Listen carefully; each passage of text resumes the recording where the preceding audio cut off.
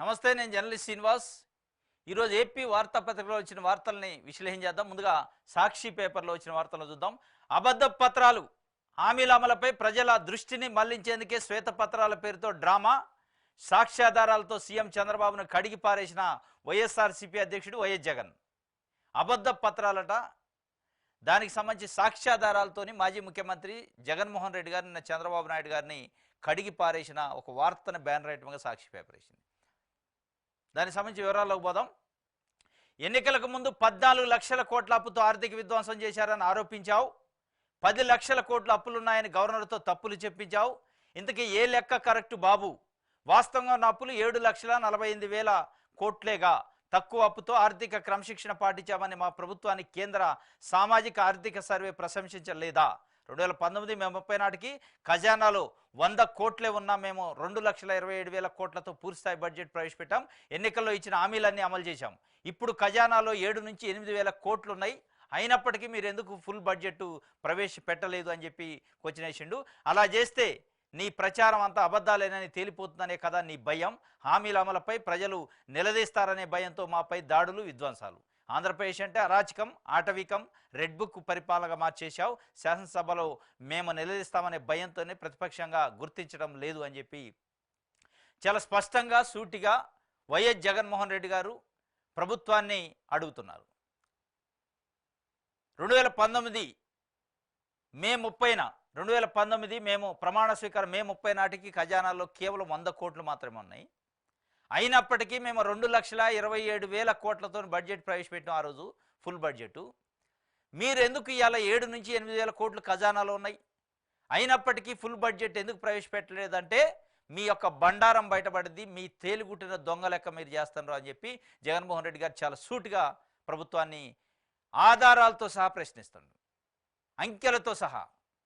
ఆర్థిక క్రమశిక్షణ పాటించిన ఆంధ్రప్రదేశ్ ప్రభుత్వాన్ని ప్రశంసించలేదా కేంద్ర సామాజిక ఆర్థిక సర్వే సంస్థ అని చెప్పి కూడా చాలా స్పష్టంగా అడిగింది. అసలు మొత్తం ఆంధ్రప్రదేశ్లో గడిచిన 50 రోజులుగా కొత్త ప్రభుత్వం ఏర్పడ్డాక మనం గమనిస్తే ఒక గమ్మత్తు కనపడుతుంది. అమరావతి పైన శ్వేతపత్రం, పోలవరం పైన శ్వేతపత్రం, లా అండ్ ఆర్డర్ పైన శ్వేతపత్రం, ఎక్సైజ్ పాలసీ పైన శ్వేతపత్రం, నిన్న ఆర్థిక శాఖ పైన, ఆర్థిక వ్యవస్థ పైన శ్వేతపత్రం. ఈ శ్వేతపత్రాలు చూసి ప్రజలు ఏం చేయాలి? ఇప్పుడు మీరు ఇచ్చే శ్వేతపత్రాలని నమ్మకనో నిజమో అబద్ధమో పక్కన పెడితే ఈ శ్వేతపత్రాలను చూసుకొని ఏం చేయాలి? వీటిని తలాపును పెట్టుకొని నిద్రపోవాలన్నా ప్రజలు? మీరు ఇచ్చిన హామీలేంది? మీరు చెప్పిన ప్రతిపక్షంలో ఉన్నప్పుడు మీరు చెప్పింది స్పష్టంగా ఎన్నికలకు ముందు 14 లక్షల కోట్ల అప్పులు ఉన్నాయి, జగన్మోహన్ రెడ్డి చేసిండని చెప్పి. ఇక నువ్వు శ్వేతపత్రం ఏముంది అందులో? మీరే చెప్పారు కదా 14 లక్షల కోట్ల అప్పులు చేసిండు అని చెప్పి. మళ్ళీ దాంట్లో శ్వేతపత్రం విడదలం. మీరు ప్రతిపక్షంలో ఉన్నప్పుడే 14 లక్షల కోట్లు అంటారు, గవర్నర్ ప్రసంగంలో 10 లక్షల కోట్లు అంటారు, నిన్న చూస్తే 7 లక్షల కోట్లకు వచ్చింది. అంటే ఏది నిజం? ఎందుకు ఈ అయోమయం, డైలమా సృష్టిస్తున్నారు ప్రజల మధ్యలో? అంటే మీరిచ్చిన హామీలు నెరవేర్చలేని పరిస్థితి ఉంది. ఎలా మీరిచ్చిన అలివిగాని హామీలు, అధికారం కోసం అడ్డగోలుగా హామీలు ఇచ్చారు, అబద్ధ హామీలు, మోసపూరిత హామీలు. వాటిని అమలు చేసే పరిస్థితి లేదు కాబట్టి ఏదో ఒక రకంగా జగన్మోహన్ రెడ్డి మీద తుక్కాయాలి. అప్పులు చేసిండు కాబట్టి మేము హామీలు అమలు చేయలేకపోతున్నాం అనే దానికోసం అనేది అలా వైఎస్ఆర్సీ స్పష్టంగా అంటుంది. వాస్తవం కూడా అదే కనపడుతుంది. ఎందుకంటే మీరే చెప్పారు, ఇవాళ మీరేం రాజకీయాలకు కొత్త కాదు, లేదా అధికారానికి కొత్త కాదు. ఇవన్నీ మీరు చూశారు. అప్పులు ఎంత అయినాయో మీకు తెలుసు. మీరు తెలవ పట్టే కదా ప్రతిపక్షంలో ఉన్నాడు 14 లక్షల కోట్లు అయినాయి అని చెప్పాక మళ్ళీ శ్వేతపత్రం కూడా పెట్టి అందులో ఇక అప్పులు చేసిండని చూపించడానికి ఏముంది? నువ్వు చెప్పిందే అది. కాకపోతే నువ్వు అయ్యాలి అబద్ధం చెప్పిన 14 లక్షల కోట్లని 7 లక్షలను 14 చేసి అబద్ధంగా డబుల్ చేశారు అప్పుల్ని కాగితాల మీద. ఇలా రియాలిటీకి వచ్చే వాళ్ళకి 7 లక్షలు ఉంది. ఇప్పుడు ఏం చేయాలని తెలియని పరిస్థితి. హామీలు అమలు చేయాలి. చేయకుండా ఉండాలంటే ఏం చేయాలి? జగన్మోహన్ రెడ్డి మీద తోసేయాలి. దీనికోసం మీ శ్వేతపత్రాలు తప్ప ప్రజలకి దీనివల్ల ఒరిగేది లేదు, రాష్ట్రానికి దీనివల్ల ఒరిగేది లేదు. అది మీకు తెలుసు, అందరికి తెలుసు. ఇదంతా టైంపాసు, డైలమా. అసెంబ్లీ స్టార్ట్ అయిన దగ్గర నుంచి ఈ రోజు వరకు కూడా ప్రజల గురించి మాట్లాడలే. లేతే ప్రతిపక్షం పార్టీలో ఉన్నట్టు మీరు ఇలా అధికార పక్షంలో ఉన్నారు, ప్రతిపక్షంలో లేరు. ప్రతిపక్షంలో ఉన్న వాళ్ళు లెక్క, ప్రతిపక్ష పార్టీ లెక్కన మీ పాత్ర ఉంది. ఇలా జగన్మోహన్ రెడ్డి ఇది చేసిండు, జగన్మోహన్ రెడ్డి అప్పులు చేసిండు, జగన్మోహన్ రెడ్డి దోపిడీ చేసిండు, జగన్మోహన్ రెడ్డి అవినీతి చేసిండు, జగన్మోహన్ రెడ్డి అక్రమాలు చేసిండు, అవన్నీ చేసిండా చేయలేదా పక్కన పెడితే మీరు ఇలా అధికార పక్షంలో ఉన్నారు. మీరు చేయాల్సింది ప్రజలకు పని చేయాలి. జగన్మోహన్ రెడ్డి మీద విమర్శలు చేయడానికి కాదు మిమ్మల్ని ఎన్నుకున్నది. అంటే దీని వెనకున్న మతలబ్ మీకు తెలుసు. మనం అధికార పక్షంలో ఉన్నాం, మనం చేయాల్సింది పని విమర్శలు కాదని తెలుసు. తెలిసినా ఎందుకు విమర్శలు చేస్తానంటే మీకు తెలుసు ఆ దొంగ పని ఏందనేది, ఆ మోసం ఏందనేది, దీని వెనకున్న కుట్ర ఏందనేది మీకు తెలుసు. ఏంటి అంటే ప్రజలకు మేము ఇచ్చిన సూపర్ 6 నుంచి తప్పించుకోవాలి, ప్రజలకు ఇచ్చిన అనేక అలివిగాని హామీలు, మోసపూరిత హామీలు, మోసం అని తెలవద్దు వాళ్ళకి, మభ్యపెట్టే కార్యక్రమం, మళ్ళీ ఆ మోసంలో కూడా ఇంకో మోసం చేస్తాను. ఇచ్చిందే మోసపూరితమైన హామీలు, చెప్పిందే మోసపూరితమైన ప్రకటనలు, చెప్పిందే మోసపూరితమైన అప్పులు. ఇప్పుడు ఇంకో కొత్త డ్రామా, కొత్త మోసం ఏం చేస్తానంటే వాటిని నుంచి తప్పించుకోవడానికి ఇంకొక రకమైన మోసం జగన్మోహన్ రెడ్డి ఇవన్నీ చేసిండు కాబట్టి మేము చేయలేకపోతున్నాం అని చెప్పే కార్యక్రమాన్ని తప్ప దీంట్లో ఏమి లేదు అనేది చెప్తున్న పరిస్థితి జగన్మోహన్ రెడ్డి గారు. దానికి సంబంధించి స్పష్టంగా సూటిగా ఆయన అడుగుతున్న పరిస్థితి. 2,27,7,000 కోట్లతోని మేము ఫుల్ బడ్జెట్ ప్రవేశపెట్టినాం. 100 కోట్లు కూడా ఆ రోజు ఖజానాలో లేదు. ఇవాళ 7 నుంచి 8,000 కోట్ల రూపాయలు ట్రెజరీలో ఖజానాలో ఉన్నాయి. ఎందుకు మీరు పూర్తిస్థాయి బడ్జెట్ ప్రవేశపెట్టలేదని మీ రంగు అంతా బయటపడింది. వన్స్ పూర్తిస్థాయి బడ్జెట్ ప్రవేశపెడితే దాంట్లో స్పష్టంగా చెప్పాలి, మహిళలకు 2,500 1,500 పరిస్థితి ఏంది, ఉచిత గ్యాస్ సిలిండర్ పరిస్థితి ఏంది, ఉచిత ఆర్టీసీ ప్రయాణం పరిస్థితి ఏంది, నిరుద్యోగ భృతి ఏంది, ఉద్యోగ క్యాలెండర్ ఏంది, రైతు భరోసా ఏంది, తల్లికి వందనం ఏంది, వీటికి సంబంధించి ప్రతిదానికి బడ్జెట్ ఉండాలి. తెచ్చే పరిస్థితి లేదు. కేంద్రం నుంచి కూడా తెచ్చే పరిస్థితి లేదు. సాహసంగానే గడుసు లేవు, వదిలేశారు. అప్పునే సంబరం చేసుకుంటున్నారు. కాబట్టి వీటన్నిటి నుంచి తప్పించుకోవడానికి ఈ శ్వేతపత్రాలు, ఈ శ్వేతపత్రాలు కాదు ఎల్లో పత్రాలు అనేది ఇవాళ జగన్మోహన్ రెడ్డి చెప్తున్నారు. ఈ అబద్ధ పత్రాలు అని చెప్పి చెప్తున్న పరిస్థితి. ఈ ఎల్లో పత్రాలను చూపించి ప్రజల్ని మరొకసారి మోసం చేసే కార్యక్రమం చేయొద్దని ఇలా 5 కోట్ల మంది ఆంధ్రప్రదేశ్ ప్రజలు కోరుకుంటున్నారు. మిమ్మల్ని గెలిపించింది జగన్మోహన్ రెడ్డి పైన తుక్కాలేయడానికి కాదు, జగన్మోహన్ రెడ్డి విమర్శించడానికి కాదు, మిమ్మల్ని గెలిపించింది రాష్ట్రానికి అభివృద్ధి చేయడానికి, రాష్ట్రానికి పని చేయడానికి అని చెప్పి. కానీ ఇంకా మీకు ఎక్కట్లేదు. మీరు ఇంకా ప్రతిపక్షంలో ఉన్నట్టు ఎక్కడ రేపు జరిగినా, ఎక్కడ మర్డర్ జరిగినా జగన్మోహన్ రెడ్డి మీద తోయటం, అది జగన్మోహన్ రెడ్డి వల్లనే జరిగిందంటాం, ఆయన పరిపాలన వల్ల ఇవాళ వరదలు వచ్చినాయి అంటాం. ఇవాళ వరదలు వచ్చినా జగన్మోహన్ రెడ్డి వల్లనే, మర్డర్లు జరిగినా జగన్మోహన్ రెడ్డి వల్లనే, అత్యాచారాలు జరిగినా జగన్మోహన్ రెడ్డి వల్లనే, మీరు పెన్షన్ ఇవ్వకపోయినా లేదా మీరు అమ్మఒడి ఇవ్వకపోయినా జగన్మోహన్ రెడ్డి వల్లనే. వీటన్నిటికీ జగన్మోహన్ రెడ్డి కారణమైనప్పుడు మీరెందుకు ప్రభుత్వంలోక? మరి మీకు ప్రభుత్వాన్ని ఇచ్చింది, మీకు ప్రభుత్వంలో ఉండమని అధికారం ఇచ్చింది ప్రజలు దేనికి? దీనికోసమా? ఆయన సాగ్గా చూపించి ఆయన భుజానికి తుపాకీ పెట్టి ప్రజలను కాలవటానికా అనేది అలా ఏపీలో ప్రజలు మాట్లాడుకుంటున్న పరిస్థితి. దీనికి సంబంధించి సాక్షి పేపరు వార్త ఇచ్చింది. ఇంకోటి, సూపర్ 6 అంటే భయం వేస్తుంది. ఈ అంశాన్ని ప్రజల్లోకి తీసుకెళ్ళండి. 100 రాబడి వస్తుంటే 113 రూపాయలు ఖర్చు ఉంటుంది. కేంద్రం 15,000 కోట్లు అప్పు ఇప్పిస్తామని అంటే ఆనందపడ్డా, అప్పిస్తామంటేనే ఆనందపడ్డాడట. సూపర్ 6 అంటే భయం వేస్తుందట. అసలు కారణం ఇది. ఈ కథ అంతా ఈ శ్వేతపత్రాలు, ఈ శ్వేతపత్రాలు, ఈ అబద్ధ పత్రాలు, ఎల్లో పత్రాలు అనుకున్న కథ ఇది బయటపడ్డది మనసులో మాట.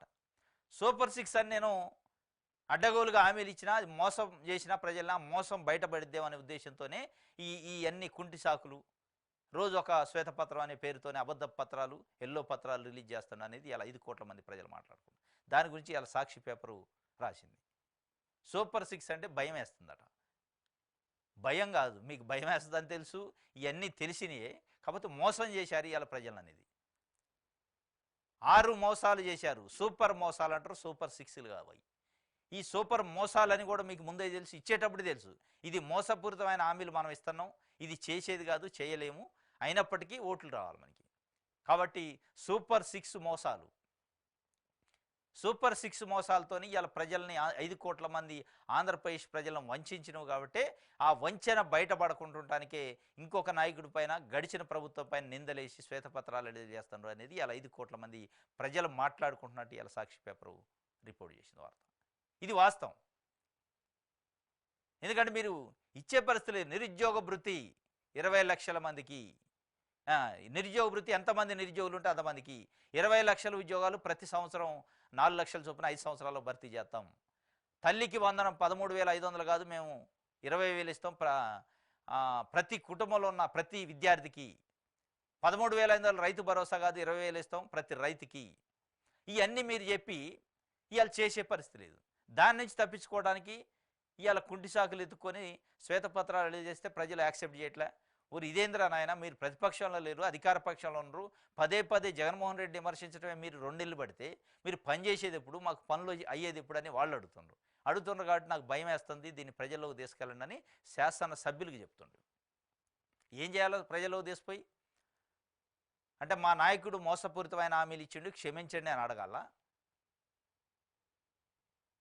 ఏం చేయాలి ప్రజలు? ఇది ఎందుకంటే మీకు పూర్తి స్థాయి మద్దతు ఇచ్చారు, ఇక ప్రజలకు చెప్పేది ఏం లేదు, మీరు చేయటమే ఉంది. కాబట్టి ఆయన అంటాడు ప్రాజెక్టులను పీపీపీ మోడల్లో ప్రైవేట్కి ఇద్దాం, అయిపోయాయి కథ. ప్రైవేట్కి ఇద్దామంటే దాని వెనక ఆయన చుట్టూ ఉన్న మంది మార్బలం అందరూ అవుతారు ఆ ప్రైవేట్ కాంట్రాక్టులలోకి. అది ఒక స్కెచ్. ప్రభుత్వానికి సంబంధించిన ఏ కాంట్రాక్ట్ చేయాలన్నా ప్రైవేట్కి ఇచ్చేస్తారు. పీపీపీ పద్ధతి, పబ్లిక్ ప్రైవేట్ పార్ట్నర్షిప్ అని ఒక పేరు పెడతారు, ముద్దు పేరు పెట్టి పీపీపీ అని. ఆయనకు సంబంధించిన అనుచరులు, ఆయనకు సంబంధించిన బినామీలు, ఆయనకు సంబంధించిన కుటుంబ సభ్యులు, ఆయన బంధు గణమంతా దాంట్లో ఇన్వాల్వ్ అయింది. రాష్ట్ర సంపదని వాళ్ళ ఖజానాలో వేసుకుంటారు. ఇంకేమంటుండు? సంపద సృష్టించే మార్గాలను సభ్యులు అన్వేషించాలి. ఎవరి సంపద? మీ ఎమ్మెల్యేలు, మీ ఎంపీలు, మీ నాయకులు, మీ కుటుంబ సభ్యుల సంపద, ప్రజల సంపద, రాష్ట్ర సంపద. రాష్ట్ర సంపద సృష్టించడానికి, ప్రజల సంపద పెంచడానికి, రాష్ట్ర సంపదని పెంచడానికి మీకు మీ దగ్గర అల్లావుద్దీన్ అద్భుతం ఏదో ఉందన్నారు కదా, దీపం. మళ్ళీ సభ్యులు ఎందుకు అన్వేషించాలి? సభ్యులు అన్వేషించడం మీన్స్ ఇసుక దందా చేయండి, లిక్కర్ దందా చేయండి, ల్యాండ్ దందా చేయండి, శాండ్ దందా చేయండి అని వాళ్ళకి ఏమన్నా చెప్పే కార్యక్రమం. సంపద ఎవరు సృష్టించుకోవాలో వాళ్ళు సృష్టించుకోవాలన్నా? మీరు కదా సంపద సృష్టికర్త నేనంటారు. అది మీదే ప్రజలదా అనేది ఇప్పుడు తెలవాలిగా.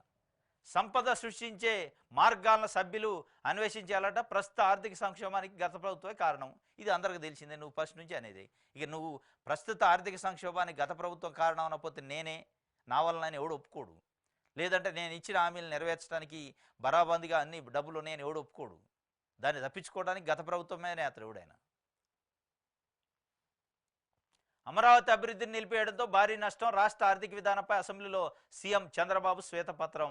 ఈ శ్వేతపత్రాలతోని ప్రజల్ని వంచే పత్రాలు అనేది ఎలా మనకు అర్థమైంది. ఇంకోటి, వరద బాధితుల కుటుంబాలకు 3,000 తక్షణ సాయం, శాసనసభలో సీఎం చంద్రబాబు ప్రకటన. 25 కిలోల బియ్యం, ఇతర వస్తువులను కూడా ఇస్తామని వెల్లడి.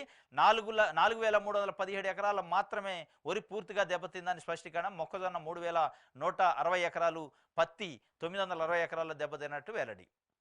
ఇది ఇవాళ కావాల అసెంబ్లీ స్టార్ట్ అయ్యాక ఇగో నిన్న ప్రజల గురించి ఒక మాట మాట్లాడారు.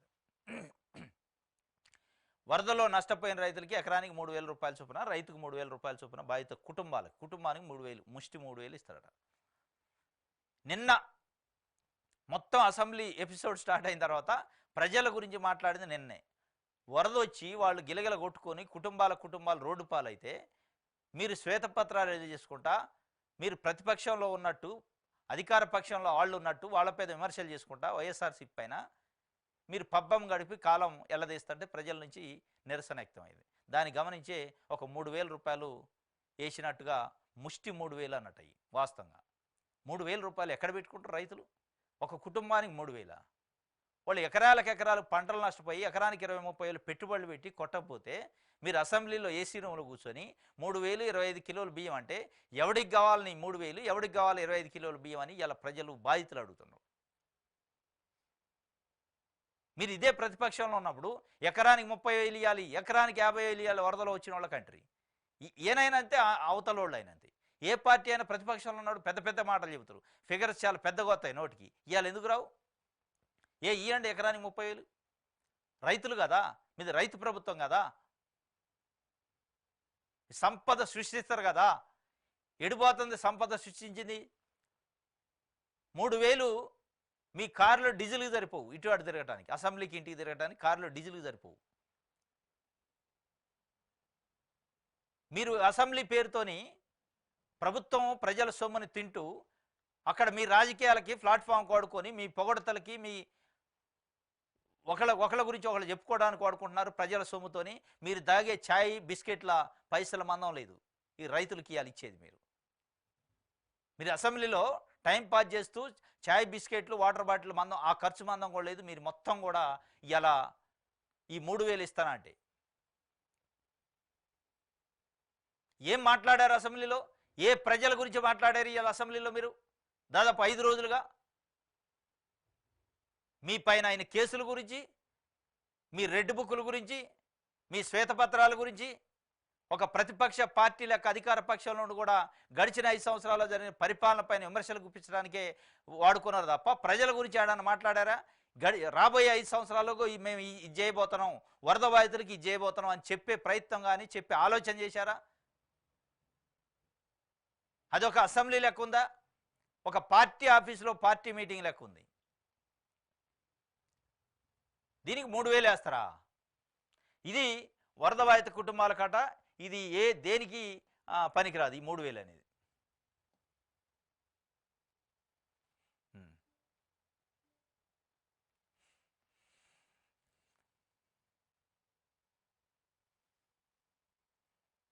ఓకే, దిశ పేపర్ చూద్దాం.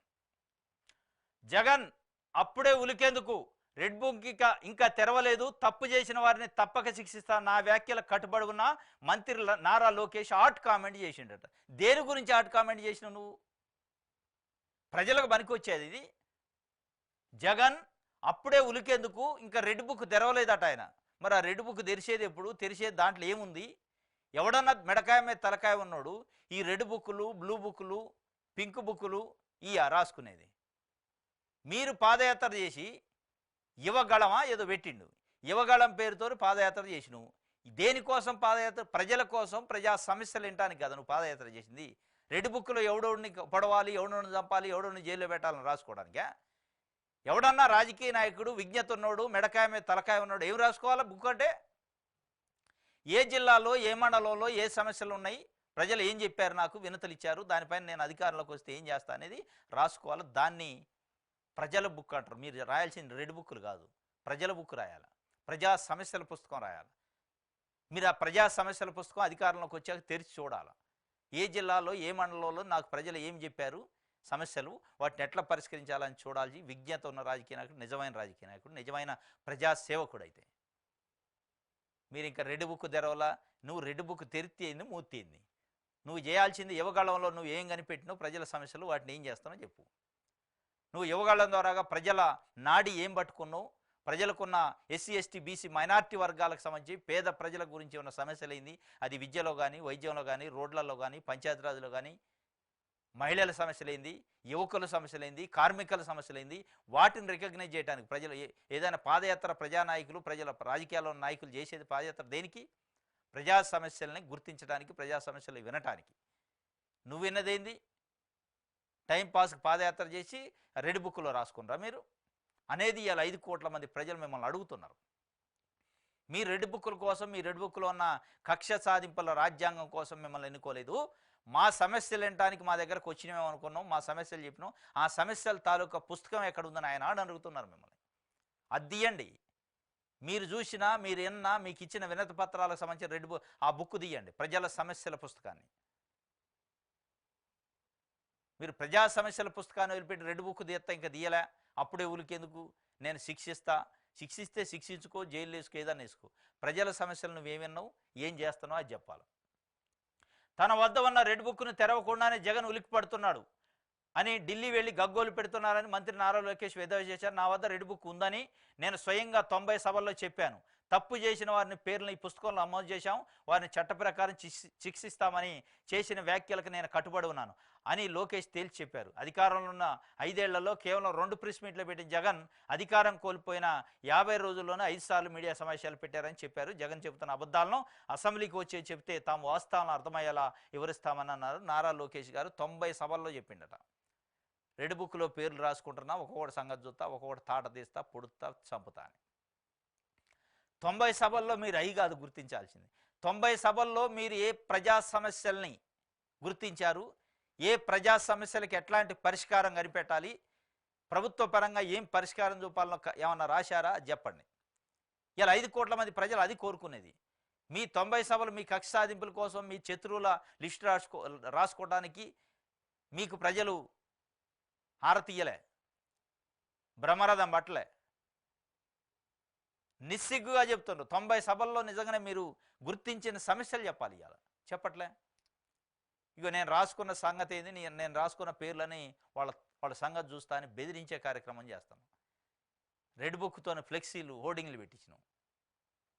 నువ్వు ఓటింగ్లు పెట్టియాల్సింది ప్రజా సమస్యల గురించి. ఇగో నేను ఈ యువగళంలో గుర్తించిన సమస్యలు ఇది, వీటి మీద నా ప్రభుత్వం ఇది చేయబోతుంది మా ప్రభుత్వం అని చెప్పాలి. అది మీరు చెప్పాల్సింది. ఇది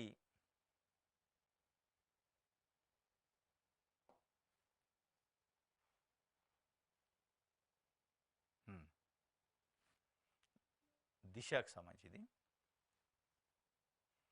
ఆంధ్రజ్యోతి చూద్దాం. అప్పుల కుప్ప, మొత్తం రుణాలు 9,74,000 కోట్లు, ఏడాదికి చెల్లించాల్సిన అసలు వడ్డీ 71,881 కోట్లు, 100 ఆదాయానికి 113 కోట్లు, 113 రూపాయలు ఖర్చు అవుతుంది. పెండింగ్ బిల్లులు 1,35,000 కోట్లు, అడ్డగోలుగా అప్పులు, ప్రభుత్వ ఆస్తులు తాకట్టు, ప్రజలపై ఛార్జీలు, పన్నులు బాధలు. 33 ప్రభుత్వ శాఖల నుంచి నిధుల మళ్లింపు, పోలవరంపై నిర్లక్ష్యంతో 53,000 కోట్ల నష్టం అట. అమరావతి ధ్వంసంతో 2-3 లక్షల కోట్ల ఆస్తి ఆవిరి, రాష్ట్ర ఆర్థిక పరిస్థితి అసెంబ్లీలో శ్వేతపత్రం, ఇంకా సమాచారం రావాల్సి ఉందని సీఎం వ్యాఖ్య. ఇంకా రావాలన్నట, చాలా ఉందట చిట్ట. అప్పుల కుప్ప, ఇది చెప్పండి ఎప్పుడు మీరు అప్పుల కుప్ప అనకపోతే ఆస్తుల కుప్ప అంటారా? చంద్రబాబు నాయుడు గారు జగన్మోహన్ రెడ్డి 5 సంవత్సరాల్లో ఆస్తులు సృష్టించిండు, మంచి పని చేసిండు అని చెప్తాడని ఎవరన్నా ఆశిస్తారా? 5 కోట్ల మంది ప్రజల్లో ఒక్కడు కూడా ఆశించరు. ఇక దాంట్లో నువ్వు కొత్తగా శ్వేతపత్రం ఎందుకు? టైం వేస్ట్ ఎందుకు? అసెంబ్లీ డబ్బులు దండగెందుకు?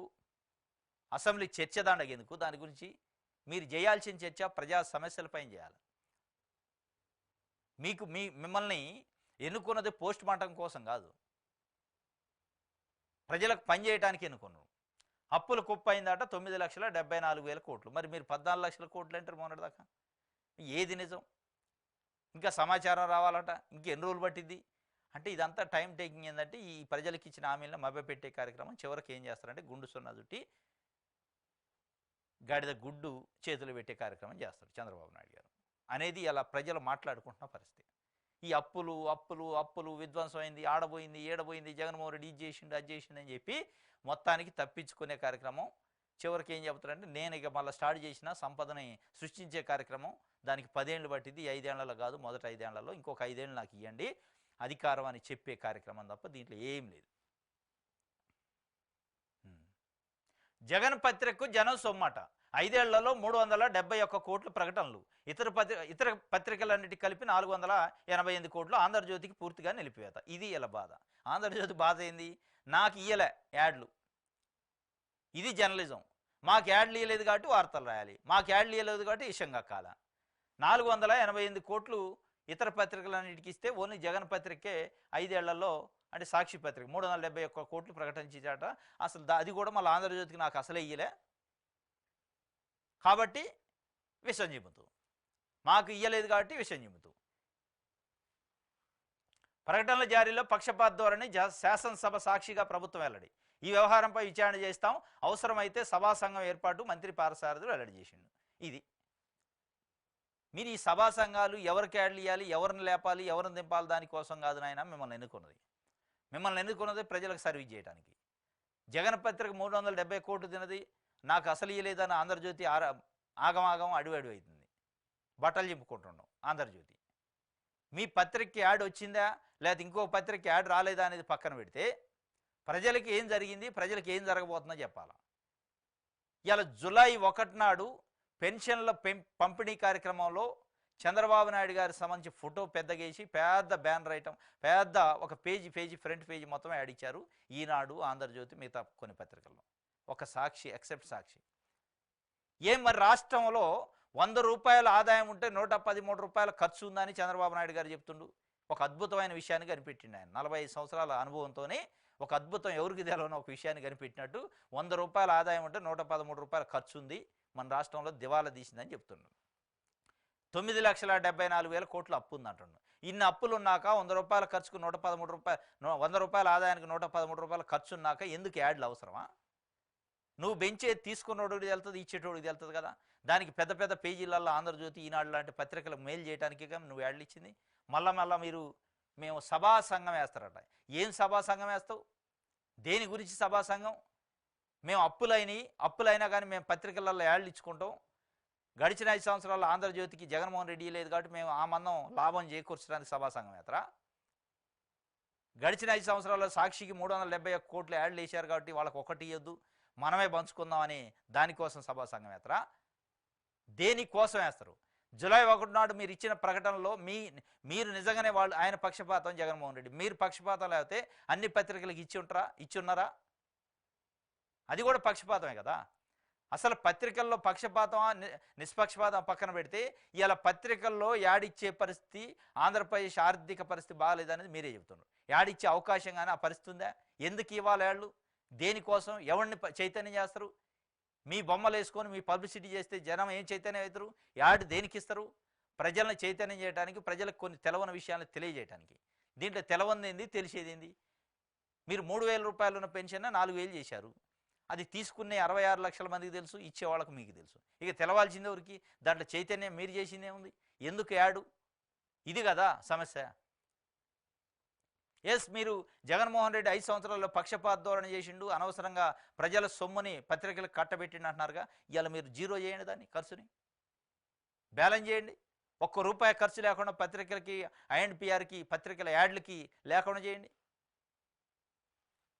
అది చేయరు. మళ్ళా ఇది ఆంధ్రజ్యోతికి సంబంధించి.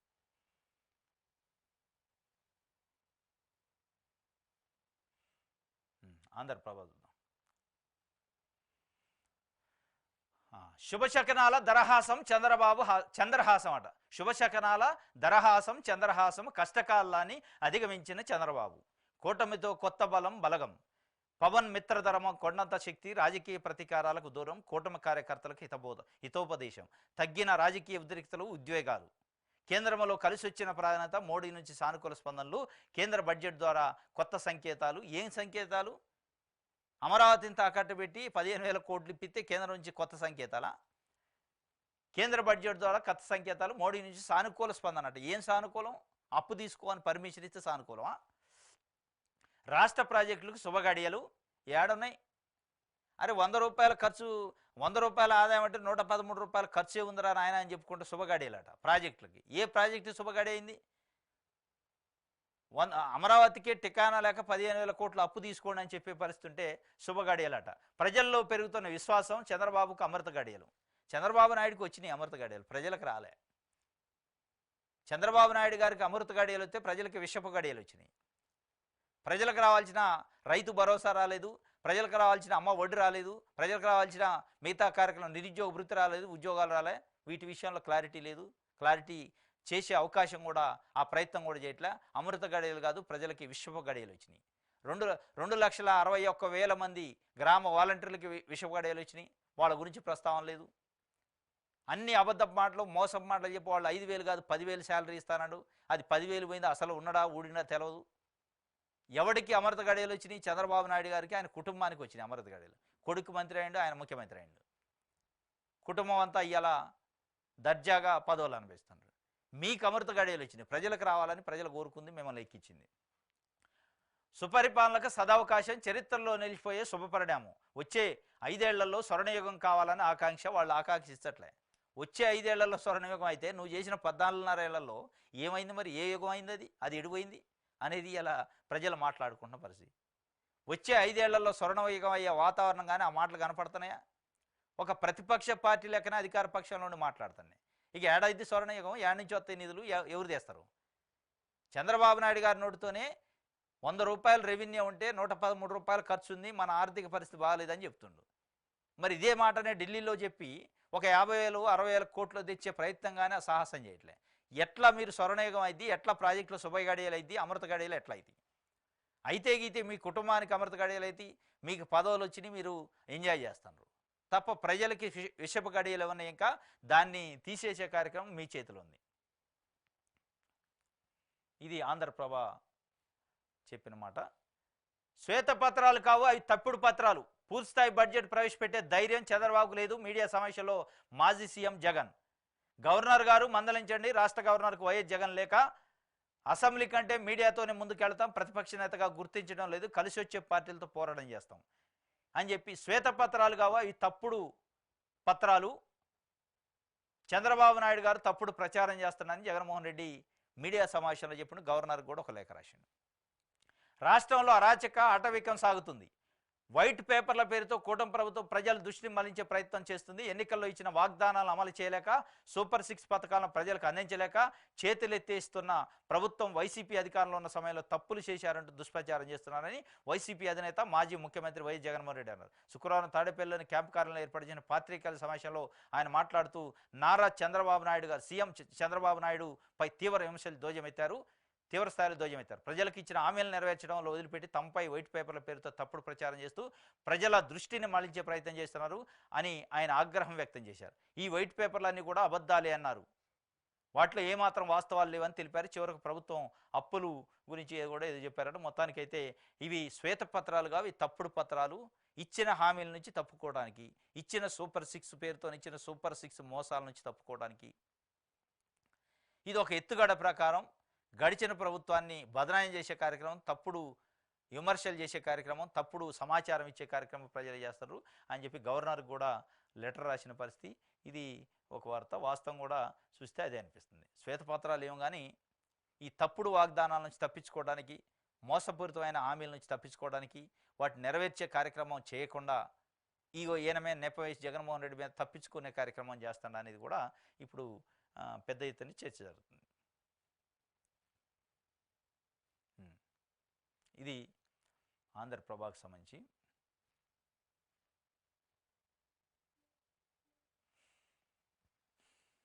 ప్రజాశక్తి చూద్దాం.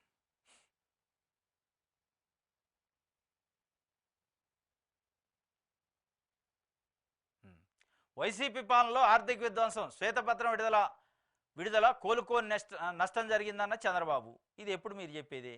పీపీపీ పెద్దలలో రాష్ట్ర రహదారులు, 2 ఏళ్లలో భోగాపురం ఎయిర్పోర్టు, ఏఐసిటీగా అమరావతి, పోలవరం కొత్త డయాఫ్రామాలకు 990 కోట్లు. మీ పుణ్యం ఏది? పోలవరం కొత్త డయాఫ్రామాలకి 990 కోట్లు. ఇది ఎవరి పుణ్యం? చంద్రబాబు నాయుడు గారి పుణ్యం. 2014-19 డయాఫ్రామ్ వాల్ కడితే ఒక్క వరదకే కొట్టపాయ 400 కోట్లు నెలలో పోతి. మళ్ళీ ఇవాళ ఒక 990 కోట్లకి డయాఫ్రామ్ వాల్ అంటున్నాం. మళ్ళీ ఇది ఉంటుందా? ఊడిద్దా? ఇది ఒక వార్త.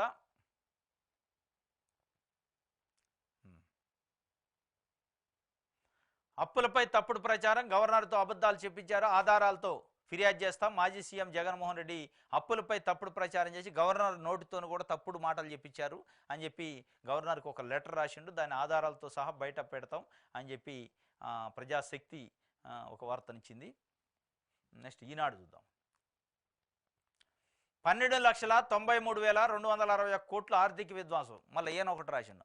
ఆంధ్రజ్యోతిలో 9,74,000 కోట్ల అప్పు అని రాస్తే ఈయన 12 చేసిండు. వీళ్ళు ఇష్టం వచ్చినట్టు ఎవడికి నచ్చిందో వాడు రాస్తాడు. మరి ఆ 7 లక్షల అసలేమో 7 లక్షలు అంటున్నారు.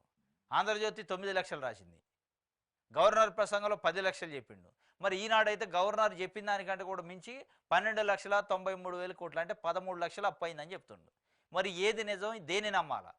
మీ వ్యక్తిగత కక్షతో రాసే వార్తలు ఏది నిజం అనుకోవాలి? దీంట్లో వ్యక్తిగత కక్ష ఉందా? నిజంగా ప్రభుత్వం ఇచ్చిన డేటానా? ప్రభుత్వం డేటా ఇస్తే ఆంధ్రజ్యోతికి 9,74,000 కోట్లు అప్పు అని ఇస్తే మీకు ఎట్లా 12,93,000 కోట్లు అని ఇచ్చింది?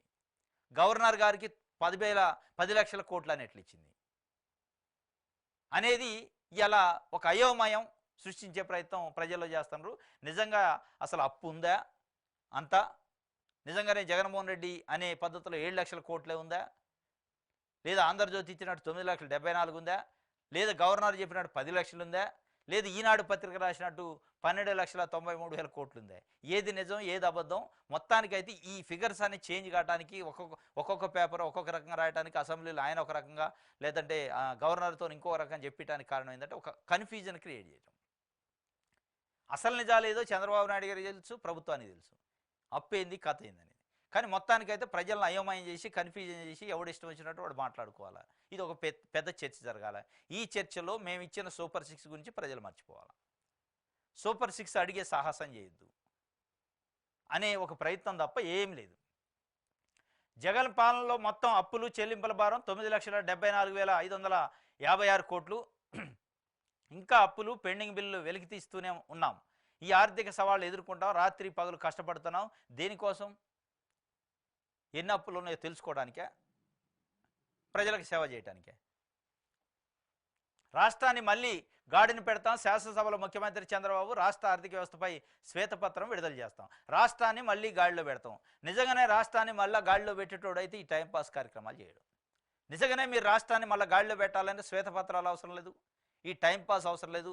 ప్రజల గురించి అసెంబ్లీలో చర్చించాలి, ప్రజల గురించి మాట్లాడాలి. మీరు పార్టీల గురించి రాజకీయాలు మాట్లాడతాము, ప్రజల సమస్యల గురించి ప్రజల వ్యవహారం గురించి అసలు లేదు చర్చ. మీరు ఏడా పెడతారు గాడిలో? ఇది కర్షకుల కష్టం గోదావరి పాలు, ముంపులోనే కోనసీమ లంకలు, వేల ఎకరాల్లో దెబ్బతిన్న పంటలు. కర్షకుల కష్టాలు గోదావరి పాలైనవి. కానీ మీరేం చేస్తున్నారు? అసెంబ్లీలో ఏసీ రూమ్లో కూర్చొని ఒకళ్ళు బొడుకుంటున్నారు. మరి ఆ కర్షకులు ఎవరు? వాళ్ళ కాడికి పోవాలి కదా. గోదావరి పాలైన కర్షకుల దగ్గర పోయి మీ బాధ ఏంది, మీరు ఏమి ఇబ్బందులు ఉన్నారు, మేము ఏం సాయం చేయాలని అడగాలి కదా. మీరు ఏడు అసెంబ్లీలో కూర్చొని ఛాయ్ బిస్కెట్లు దాక్కుండా టైంపాస్ చేసుకుంటా, కర్షకుల కష్టాల గురించి మాట్లాడకుండా మీ కేసుల గురించి, మీ వ్యక్తిగత ఆస్తుల గురించి, మీ వ్యవహారాల గురించి మాట్లాడుకుంటూ మీరు ఏం చేశారు?